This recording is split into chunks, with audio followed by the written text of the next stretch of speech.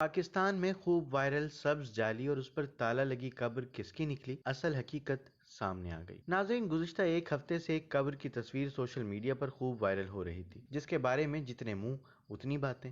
یہ تصویر ایک قبر کی ہے جس کے اوپر لوہے کا ایک دروازہ لگا کر اسے مقفل کیا گیا ہے۔ یوں تو چھوٹے موٹے سوشل میڈیا اکاؤنٹس پر، ٹویٹر ہینڈلز پر، فیس بک اکاؤنٹس پر یہ تصویر شیئر ہوتی رہی، لیکن اسے اصل پذیرائی اس وقت ملی جب حارث سلطان نامی صارف نے اسے اپنے ٹویٹر ہینڈل پر شیئر کیا۔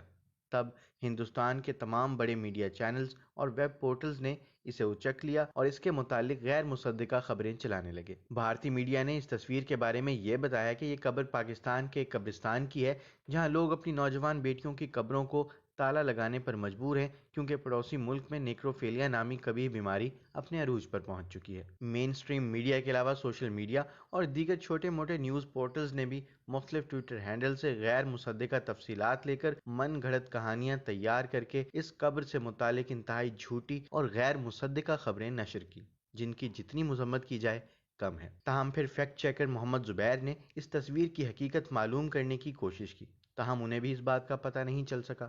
اس کے بعد انہوں نے اس سلسلے میں کچھ ٹویٹس کر کے اس بات پر زور دیا ہندوستانی میڈیا نے اس تصویر کے متعلق انتہائی گمراہ کن رویہ اختیار کیا ہے، اور تقریباً تمام چینلز اور پورٹلز نے اسے پاکستان اور نیکروفیلیا سے جوڑ کر دکھایا ہے۔ انہوں نے یہ بھی کہا کہ وہ اس تصویر کی حقیقت معلوم کرنے میں لگے ہیں۔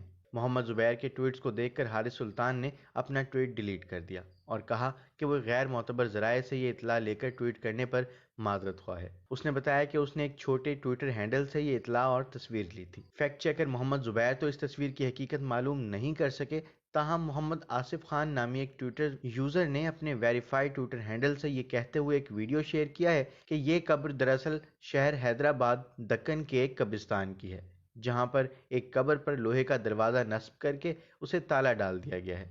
ویڈیو میں ایک شخص قبرستان کے ذمہ دار شخص سے بات کرتا ہوا دکھائی دیتا ہے اور دریافت کرتا ہے کہ اس قبر کو اس طرح مقفل کیوں کیا گیا ہے۔ قبرستان کے ذمہ دار مولانا جواب دیتے ہیں کہ لوگ پرانی قبر کو دوبارہ کھود کر نئی میتیں دفن کر رہے ہیں، اور اس قبر کی میت کے لواحقین یہ نہیں چاہتے تھے کہ کوئی اس قبر کو کھود کر یہاں نئی میت دفن کرے، اس لیے اس پر دروازہ لگا دیا گیا ہے۔ یہ قبرستان مادنا پیٹ، داراب جنگ کالونی، حیدرآباد دکن، انڈیا میں واقع ہے۔ مولانا مزید بتاتے ہیں کہ انہیں اس قبر میں موجود میت کے لواحقین کے بارے میں زیادہ معلومات تو نہیں ہیں، کیونکہ اس کی نماز جنازہ اس قبرستان کے قریب واقع جامع مسجد میں نہیں پڑھائی گئی اور شہر کے کسی دوسرے مقام سے یہاں لا کر اس میت کی تدفین کی گئی ہے۔ انہوں نے بتایا یہ قبر تقریباً 200 سال پرانی ہے اور انتظامی کمیٹی کی اجازت کے بغیر اس میت کی یہاں تدفین کی گئی ہے۔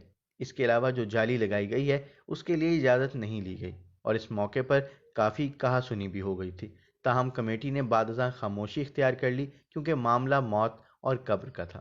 انہوں نے واضح طور پر کہا کہ یہ قبر قبرستان مادنا پیٹ، داراب جنگ کالونی، حیدرآباد دکن کی ہے، پاکستان کی نہیں۔ یہ ویڈیو سامنے آنے کے بعد یہ بات تو واضح ہوئی کہ یہ تصویر پاکستان کے کسی قبرستان کی نہیں ہے، اور اس تصویر کے ساتھ منسلک کر کے جو خبریں نیشنل میڈیا پر چلائی جا رہی ہیں وہ انتہائی قابل مذمت ہیں۔ ناظرین، یہاں ہم آپ کو نیکروفیلیا نامی بیماری کے بارے میں بتاتے چلیں کہ مردہ اجسام کے ساتھ محبت اور جنسی رغبت رکھنا ایک بیماری ہے جسے نیکروفیلیا کہتے ہیں۔